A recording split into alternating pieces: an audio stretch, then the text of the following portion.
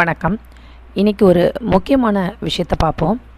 அமெரிக்க அதிபர் Trump administration வந்த பிறகு வேர்ல்டில் உள்ள 40க்கு மேலே உள்ள கண்ட்ரிஸ் லிஸ்ட் எடுத்து இவங்க யாரும் என் கண்ட்ரிக்கு வர வேண்டாம் அப்படின்னு சொல்லியிருக்காரு. இது இன்டர்நேஷ்னல் மீடியா லெவலில் எல்லாராலையும் பார்க்கக்கூடிய ஒரு விஷயமா இருக்குது. என்ன காரணம், இவ்வளோ நாள் அமெரிக்காவில் போய் தான் எல்லோரும் வேலை பார்த்தாங்க, படித்தாங்க. அங்கே ஒரு டேலண்டானவங்களுக்கு ரொம்ப இம்பார்ட்டன்ஸ் இருந்தது.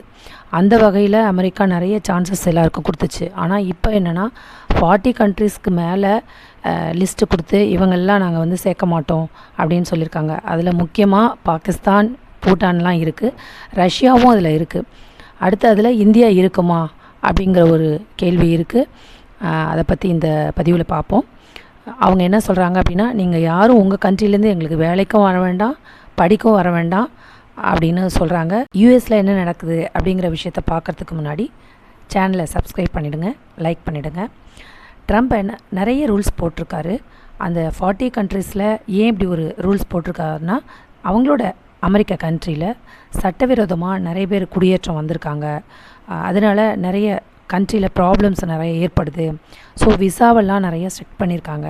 இதனால் 40 கண்ட்ரீஸ்லேருந்து போய் படிக்கக்கூடிய, அமெரிக்காவில் படிக்கக்கூடிய ஸ்டூடெண்ட்ஸ்க்கு அந்த ட்ரீம் ரொம்ப அப்செட் ஆகுது. இது ஒரு வேர்ல்டு லெவலில் ஒரு இம்பார்ட்டன்ட், ஒரு மேஜர் ரோல் பிளேவாக இப்போ போயிட்டுருக்கு. இது நிறுத்த மாட்டாங்க அப்படின்னு சொல்லப்படுது. 2017 ட்ரம்ப் ஒரு நோட்டடாக ஒரு சமூகத்தை சொல்லியிருக்காரு. இஸ்லாமிய சமூகத்தில் இருக்கக்கூடிய, அதாவது Iran, Iraq, Libya, Sudan, Somalia, Syria, Yemen போன்ற இந்த 7 கண்ட்ரீஸ்லேருந்து யாரும் வரக்கூடாது அப்படின்னு அவர் அப்போதைக்கு பேன் பண்ணியிருந்திருக்காரு. இந்த பேன் பண்ண கண்ட்ரீஸில் வெனிசுலா, நார்த் கொரியா வருமா அப்படின்னா இது வரைக்கும் வராமல் தான் இருக்காங்க. இதுக்கு முன்னாடி அரசு ஜோ பைடன் அமெரிக்காவில் இருந்தப்போ அவர் என்ன பண்ணியிருக்காரு, இந்த 7 கண்ட்ரீஸ்க்கு ரூல்ஸ் போட்டப்போ அவர் இது அமெரிக்காவோட ஒரு பேசிக் பிரின்சிபல் கிடையாது, அமெரிக்காவோட எய்மும் கிடையாது. யூஎஸில் நம்ம கண்ட்ரி ஒரு கூகுள், மைக்ரோசாஃப்ட் இதெல்லாம் எடுத்துக்கிட்டோம்னா அதில் உள்ள அஃபீஷியல்ஸ் ஹெட் யாருன்னு பார்த்தா சைனீஸ் இருக்காங்க, இந்தியன்ஸ் இருக்காங்க, அதர் கண்ட்ரீஸ்லேருந்து உள்ளவங்களாம் இருக்காங்க. ஸோ எல்லா கண்ட்ரீஸும் உள்ள டேலண்ட்டாக உள்ளவங்களுக்கு சான்சஸ் கொடுத்து தான் அமெரிக்கா ரொம்ப வளர்ந்துருக்கு. ஸோ அவங்க எப்போதுமே அமெரிக்காவோட ரூல் என்ன அப்படின்னா, டேலண்ட்டாக இருக்கிறவங்களுக்கு சான்ஸ் கொடுக்கணும், இது வேர்ல்டு வைடாக இருக்கணும் அப்படிங்கிற ஒரு காமன் பிரின்சிபல் தான் அப்படின்னு ஜோ பைடன் சொல்லிட்டாரு. ஸோ எல்லா நாட்டிலேருந்து உள்ளவங்கெல்லாம் அமெரிக்காவில் போய் பிஸ்னஸ் பண்ணுறாங்க, படிக்கிறாங்க. அதே மாதிரி அமெரிக்காவும் என்ன பண்ணுதுன்னா எல்லா நாட்டிலையுமே தங்களுடைய பிஸ்னஸ்லாம் வச்சிட்ருக்கு. ஸோ அப்படி தான் ஒரு குளோபல் லெவலில் இருந்தது. இப்போ திடீர்னு ட்ரம்ப் அவர்கள் வந்த பிறகு இப்படி ஒரு 40+ மேலே உள்ள கண்ட்ரீஸ்க்கு நிறைய ரூல்ஸ் அண்ட் ரெகுலேஷன்ஸ் போட்டிருக்காரு, போட போகிறாரு, அறிவிக்க போகிறாரு அப்படிங்கிற நியூஸே பெரிய லெவலில் பேசப்பட்டுக்கிட்டு வருது.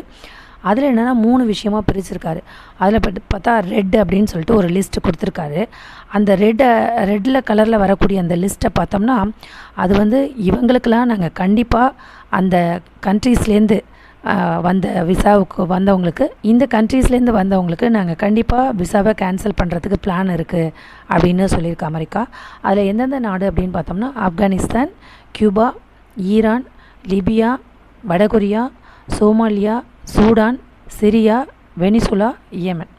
இந்த நாட்டில் நாங்கள் கண்டிப்பாக அலோவ் பண்ணவும் மாட்டோம் அப்படின்னு சொல்லியிருக்காங்க. ஆரஞ்சு கலரில் சில கண்ட்ரிஸோட லிஸ்ட்டு கொடுத்துருக்காங்க. அது அவங்களுக்கு என்னென்னா, நாங்கள் சில கண்டிஷன்ஸ் போடுறோம், அந்த கண்டிஷனுக்கு அக்செப்ட் பண்ணிக்கிறவங்களை மட்டும்தான் நாங்கள் அலோவ் பண்ணுவோம் எங்கள் கண்ட்ரிக்குள்ளே அப்படின்னு சொல்லியிருக்காங்க. அந்த கண்ட்ரிலாம் யார் அப்படின்னு பார்த்தோம்னா எரித்ரியா, ஹைட்டி, லாவோஸ், மியான்மர், தெற்கு சூடான் அப்படின்னு சொல்லியிருக்காங்க. இவங்க டூர் வரத்துக்கோ, ஸ்டூடெண்ட்ஸ் இங்கே விசா எடுத்து இங்கே படிக்கிறதுக்கோ நிறைய கண்டிஷன்ஸ் இருக்குது. அந்த கண்டிஷன்ஸ்க்கு அக்செப்ட் பண்ணுறவங்க மட்டும்தான் அமெரிக்காவில் இருக்க முடியும் அப்படின்னு சொல்லப்படுது. அடுத்து பார்த்தோம்னா எல்லோ கலரில் உள்ள நிறைய கண்ட்ரிஸ் லிஸ்ட்டு கொடுத்துருக்காங்க. அது பார்த்தோம்னா நாங்கள் போகிற கண்டிஷனுக்கு இந்த எல்லோ லிஸ்ட்டில் உள்ள கண்ட்ரிஸ்லாம் கண்டிப்பாக அக்செப்ட் பண்ணோம். முக்கியமாக 60 டேஸ்க்குள்ளே நாங்கள் சொன்னதை கேட்கணும். அதில் கம்போடியா, ஜிம்பாப்வே இதெல்லாமே இருக்குது. சில கண்ட்ரீஸ்லாம் பார்த்தா அங்கே அமைதியாக தான் இருக்குது. ஏன் அந்த கண்ட்ரீஸ்லாம் அமெரிக்கா வேண்டான்னு சொல்லுது அப்படின்னு ரெட்டு, ஆரஞ்சு இப்படி பிரிச்சிருக்காங்க. எல்லோ அப்படின்னு பிரித்து சில கண்ட்ரீஸை மட்டும் அலோவ் பண்ணிவிட்டு சில கண்ட்ரீஸை வேண்டான்னு சொல்கிறதுக்காக அமெரிக்கா சில கண்டிஷன்ஸ் எல்லாம் சொல்லுது. என்னன்னு பார்த்தோம்னா, ஒரு சில கண்ட்ரீஸை எடுத்துக்கிட்டால் அந்த நாட்டில் தீவிரவாதம் இருக்குது, ஸோ அவங்க இங்கே வர வேண்டாம். அவங்க அங்கே இருக்கிற தீவிரவாதத்தை இந்த கண்ட்ரிக்கு அமெரிக்காவுக்கு கொண்டு வந்து அது பெரிய லெவலில், ஏன்னா அதர் கண்ட்ரீஸ் எல்லாரும் இருக்கிறனால தீவிரவாதம் ஈஸியாக பரவிடுது, ஸோ அதை அந்த கண்ட்ரிஸை நாங்கள் அலோவ் பண்ண மாட்டோம் அப்படின்னு சொல்கிறாங்க. அடுத்து பார்த்தோம்னா, எந்தெந்த கண்ட்ரிஸ்லாம் பொலிட்டிக்கல் ப்ராப்ளம்ஸ் இருக்கோ அவங்கள நாங்கள் அலோவ் பண்ண மாட்டோம். அந்த பொலிட்டிக்கல் ப்ராப்ளம்ஸ் இங்கே மக்களோட சேரும்போது இங்கே அந்த ப்ராப்ளம்ஸ் சின்ன சின்னதாக இருந்தது பெருசாகுது, ஸோ பிஸ்னஸோடு சேர்ந்து அந்த ப்ராப்ளம்ஸும் அதிகமாகுது அப்படின்னு சொல்கிறாங்க. அடுத்து பார்த்தோம்னா, விசா எடுத்து வந்து படிக்க வரவங்க அப்புறம் கொஞ்ச நாள் கழித்து அவங்க அங்கேயே ஸ்டே பண்ணிடுறாங்க, டெம்ப்ரவரியாக இருக்காங்க. பர்மனெண்ட்டாக எல்லா விசாவும் வாங்கிட்டு அந்த பெர்மிஷன்ஸ்லாம் வாங்கிட்டு அவங்க லைஃபே அங்கே ஃபுல்லாகவே இருக்கிற சூழ்நிலை வந்துடுது. அமெரிக்காலேருந்து இப்போது அனுப்பியிருக்கவங்க நிறைய பேர் அந்தந்த கண்ட்ரீஸில் போயிருக்காங்க. அதில் இந்தியாலாம் நம்ம அமெரிக்காலேருந்து வந்தவங்களுக்கு அக்செப்ட் பண்ணிட்டோம். ஆனால் சம் கண்ட்ரீஸ்லாம் வந்து என்னென்னா, இந்த குளோபல் லெவலில் உள்ளதை அந்த கண்ட்ரீஸ்லேருந்து இங்கே அனுப்புனவங்கள அவங்க அக்செப்ட் பண்ணிக்கவே இல்லை. ஸோ இதனால் அவங்களோட ஃபேமிலிஸ், இண்டிவிஜுவலோட ஒரு மனிதனோட ஒரு குரூப் ஆஃப் பீப்புள்ஸ் வந்து பாதிக்கப்படுறாங்க. அமெரிக்காவை பொறுத்த வரைக்கும் குளோபல் லெவலில் ஒரு வளர்ச்சி அடைந்த ஒரு நாடு. அது வந்து எல்லா நாட்டிலேருந்து உள்ளவங்கள கொண்டு வந்து வச்சு பிஸ்னஸ் பண்ணி இவ்வளோ நாள் பண்ணிகிட்டு இருந்தது. இப்படி திடீர்னு அவங்க அதை குறைக்கிறது வந்து அந்த நாட்டுக்கான டெவலப்மெண்ட்ஸுமே குறைக்கும். அது அப்போது அவங்களுக்கு தெரியாதா அப்படிங்கிற ஒரு கேள்வியும் இருக்குது. கண்டிப்பாக இதில் இந்தியா சேர்கிறதுக்கான வாய்ப்பு இருக்காது அப்படின்னு சொல்லப்படுது. 2000 வருஷத்துக்கு முன்னாடியே நம்மளுடைய முன்னோர்கள் சொன்ன வார்த்தை. இப்போ மற்ற கண்ட்ரீஸில் என்ன நினைக்கிறாங்கன்னா, சரி அமெரிக்கா அக்செப்ட் பண்ணிக்கலன்னா என்ன, நாங்கள் அங்கே வரல, நீ வேணால் இங்கே வந்துக்கோ, இங்கே வந்து எங்கள்கிட்ட பிஸ்னஸ் பண்ணு, நீ படிச்சுக்க, எப்படி இருந்தாலும் நாங்கள் கிவ் ஆப்பர்ச்சுனிட்டி கொடுத்துக்குறோம் அப்படின்னு மற்ற கண்ட்ரீஸில் உள்ளவங்க அமெரிக்கா ஆப்போசிட்டாக நடந்துக்கிட்டால் நம்ம அவங்களுக்கு சான்ஸ் கொடுப்போம், அந்த மக்களை ஏற்றுப்போம், மொத்தமாக எல்லோரும் சேர்ந்து குளோபல் லெவலில் எல்லா விஷயத்தையும் வளர்த்துப்போம் அப்படின்னு மற்ற கண்ட்ரீஸில் ஒரு விஷயத்த பண்ணலாம் அப்படின்னு யோசிக்கிறாங்க.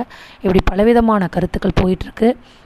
நிறைய பேர் அமெரிக்காவில் இருக்கிறவங்க அங்கே இருக்கலாமா, இல்லை எனக்காவது திடீர்னு ஏதாவது ரூல்ஸை போட்டு நம்மளை அனுப்பிடுவாங்களா அப்படிங்கிற பயமும் அவங்கள்ட்ட இருக்குது. எப்படி இருந்தாலும் இந்தியாவை பொறுத்த வரைக்கும் நம்ம நாட்டில் உள்ளவங்களுக்கு எப்போதுமே வாய்ப்புகள் உண்டு, அதர் கண்ட்ரீஸில் உள்ளவங்களுக்கும் எப்போதும் நம்ம வாய்ப்புகள் கொடுத்துட்ருக்கோம்.